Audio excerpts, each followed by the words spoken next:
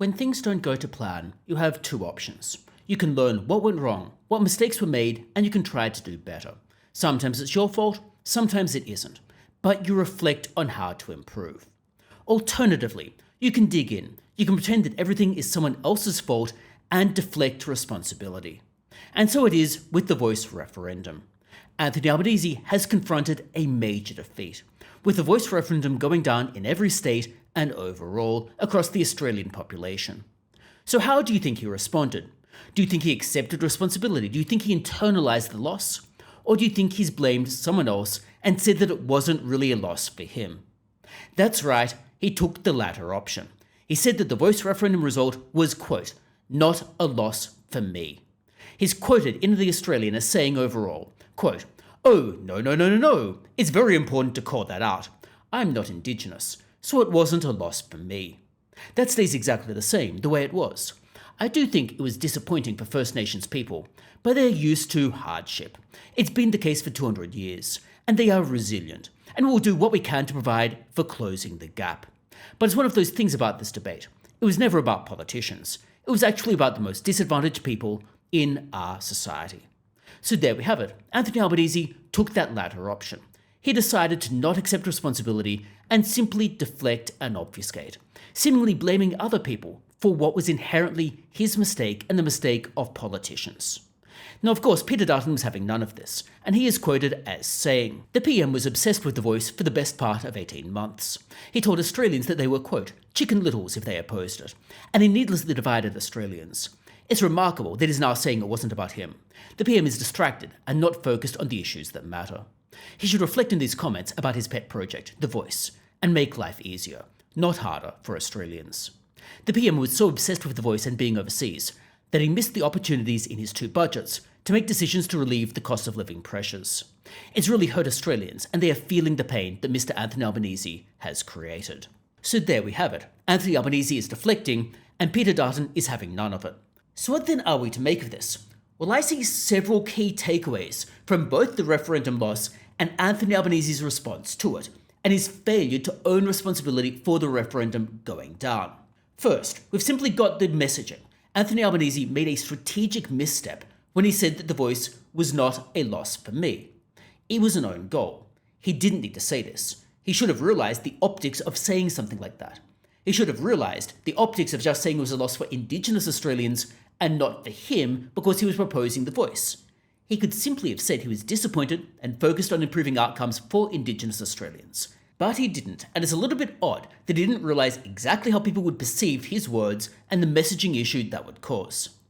Second, Anthony Albanese is wrong. The Voice situation has dented his popularity somewhat at least, and it is a loss for him. Depending on the poll you're looking at, the next election might be tight, or at least Labor has lost some of its lead. Whereas Labor had once improved since the last federal election, it's now at best even for Labor. At best they're back where they were at the last election. Now that would still put Labor in a winning position, but certainly not as large a winning position as they might have been. Newspoll shows a significant dip in support. Labor still leads in the two-party preferred vote 52-48, but the lead is narrower than before. The coalition has a higher primary vote, so Labor is only getting up on preferences. Furthermore, Anthony Albanese's personal approval has fallen.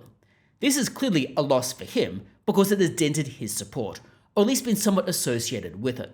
Now, exactly how much of that loss is just due to cost of living pressures per se, versus how much is due to the Voice and the appearance of him being distracted by the Voice, well, that's a little bit difficult to determine. But the Voice, his role in it, and its loss, was hardly beneficial to Anthony Albanese. It absolutely has not helped him gain support. Third, Anthony Albanese seemed to sidestep his own role in the Voice's defeat. He appears not to be owning responsibility for what went wrong. And this is a problem, because it shows he might not be learning from his mistakes.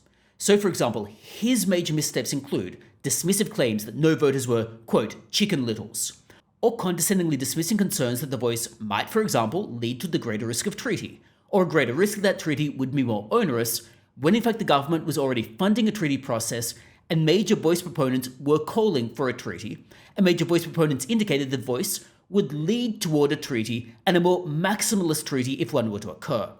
That is, he was condescending and simply sidestepping people's concerns, and people could see through this. They could see that it was disingenuous and they lost faith in Anthony Albanese.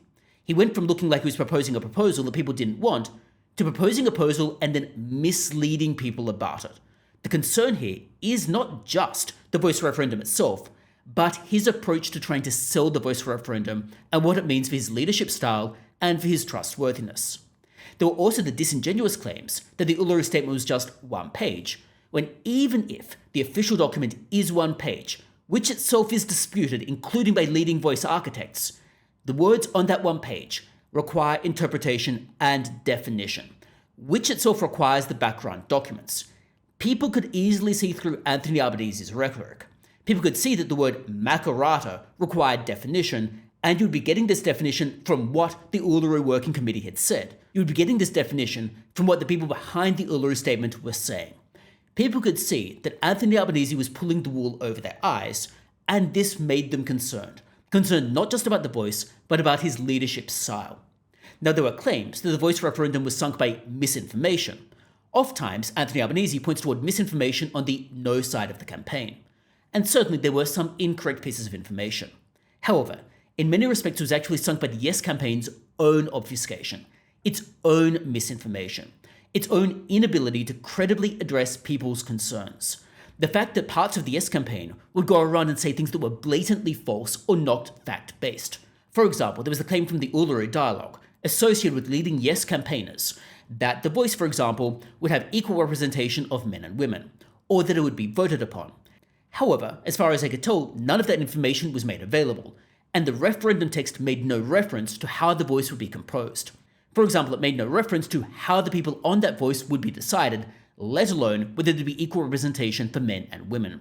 But perhaps the biggest role that Anthony Albanese played in this situation was bringing a maximalist voice proposal to the Australian public. He simply adopted the Referendum Working Group's shopping list of demands.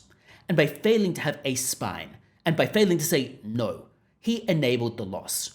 By giving in to all of the demands from the Referendum Working Group, and by failing to compromise, by failing to think about what might actually get Australians to vote for it, he sealed the fate of the referendum. He simply went along with a proposal that was always likely to fail. And from the get-go, he needed to take control of this and needed to realise Australians didn't want the voice. And even if he was going to bring a proposal, he needed to bring one that was much more palatable to the Australian public. He likes to claim that he had a mandate for the Uluru Dialogue in full. However, he doesn't. Labor's primary vote was never over 50% to begin with. Furthermore, when people voted for Labor, they voted for myriad reasons, including Scott Morrison's unpopularity. They didn't vote necessarily because they wanted the voice. They voted for many, many reasons, and it is simply false to claim he has a mandate for any one specific issue when people would have voted for a portfolio of issues, and they might not have even realised that the voice was likely to be a proposal. But in any case, Anthony Albanese certainly wears responsibility for the voice going down, and this is a loss to his own personal approval and to the Labour Party. The biggest concerns, therefore, are that he doesn't realise what went wrong, and he has not internalised why Australians did not want the voice. He doesn't seem to actually realise that people don't want the voice and they don't want treaty. He doesn't seem to actually realise what went wrong and why. And this is a major concern, because it means he might just keep repeating these mistakes. It means he might just keep bringing things like the voice or treaty to the Australian public, even though the vast majority of Australians don't want them. And one might wonder whether his failure to own the loss and reflect on it and learn from it might also be feeding into his declining support. But do let me know your thoughts about it in the comments below.